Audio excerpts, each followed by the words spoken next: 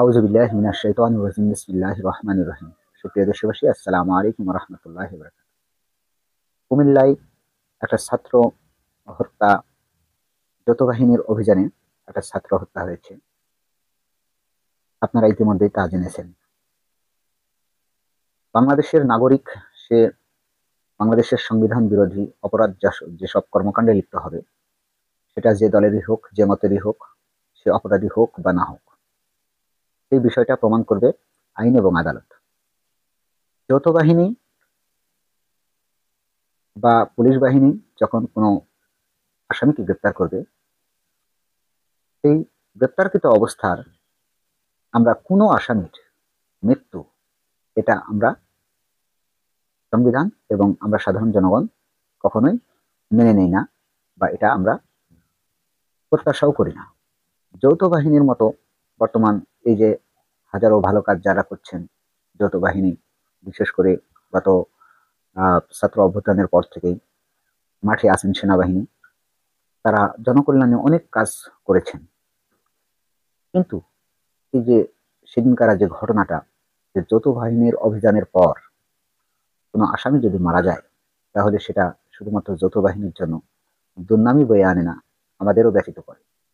সেটা যে দলের হোক, যে মতের হোক, অপরাধী হোক বা নিরপরাধ হোক, অপরাধীও যদি হয় সে, তাকে তো কথা বলার সুযোগ দিতে হবে, তাকে আইনের কাঠগড়াতে দাঁড় করাতে হবে, তাকে অপরাধ প্রমাণিত করতে হবে।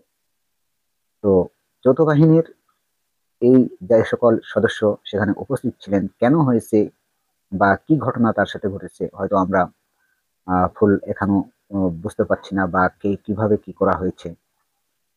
তো আমি ব্যক্তিগতভাবে যে দলেরই মত, যে দলেরই লোক হোক, যে মতেরই লোক হোক, বাংলাদেশের কোনো নাগরিকই যেন এই বিচার বহির্ভূত হত্যার শিকার না হয়। সেটা হলো এই স্বাধীন সার্বভৌমত্ব, একটা জনগণের সরকার বিদ্যমান থাকা অবস্থা। এই যৌথ বাহিনীর অভিযানে লোক মারা যেত। বিগত 15 বছরে দেখেছি আমরা অহরহ খবর পত্রিকায়, খুন হয়েছে, গুম হয়েছে, যৌথ বাহিনী তুলে নিয়ে গিয়ে পরে অস্বীকার করেছে।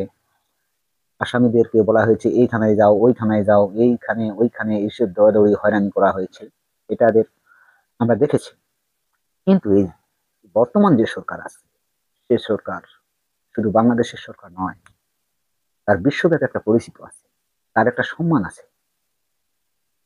বর্তমান যে সেনাবাহিনীর প্রধান আছেন, তিনি সকল লেজুর ভিত্তিক সেনাবাহিনী নয়, তিনি একজন সত্যিকারের মানুষ। সে বাংলাদেশের নাগরিক এবং জনগণকে হত্যার জন্য তার সে নির্দেশ পাওয়ার পরেও সে কিন্তু সেই অবৈধ অর্ডার শুনেনি। যার কারণে আমরা হাসিনা পরবর্তী সরকার পেয়েছি, দেশ পেয়েছি।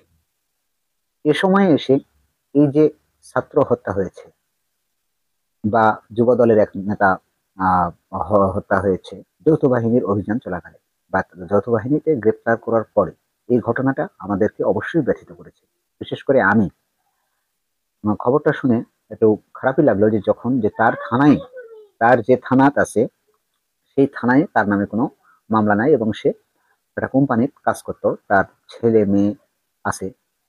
তার স্ত্রী যখন বলতো যে ভাই, আহ আমার স্বামীকে তারা মানববন্ধন করেছে, যে আকুতিগুলো করেছে, তার শিশুগুলো যে আর্তনাদ করছে, এটা এই স্বাধীন বাংলাদেশে আমরা দেখতে চাইনি। সে যদি অপরাধ হয়, অবশ্যই তাকে আইনের আওতায় আসতে হবে এবং তাকে আইন অনুসারেই শাসন করতে হবে বা সাজা দিতে হবে। তো কিভাবে কি হয়েছে এটা হয়তো তদন্ত চলছে, আমি এই বিষয়ে কিছু বলছি না। তবে আশা করব বাংলাদেশের মানুষ, আমরা সবাই, আমাদের সবারই নিরাপত্তার বিধানে যাই আছে, বর্তমান দায়িত্বে যাই আছে, বাংলাদেশের নিরাপত্তার দায়িত্বে আছে ডক্টর ইউনূস। তিনি শুধুমাত্র বাংলাদেশের সরকার নয়, তিনি একটা বিশ্বমানের লোক, তার একটা সম্মান আছে। জেনারেল ওয়াকার, তিনিও ভালো মানুষ, তারও একটা সম্মান আছে। আমরা চাই না এই ঘটনার আর পুনরাবৃত্তি ঘটুক। কোনো আসামিকে তাদের সুযোগ না দিয়ে আত্মসমর্পণ এবং তার যে তার যে ভাষা, সে প্রমাণ করতে চাবে, আত্মপক্ষ যে সমর্থন করবে, সেই সুযোগটা তাকে দেওয়া হবে। তবেই গাসিন দেশের ন্যায় বিচার প্রতিষ্ঠা হবে।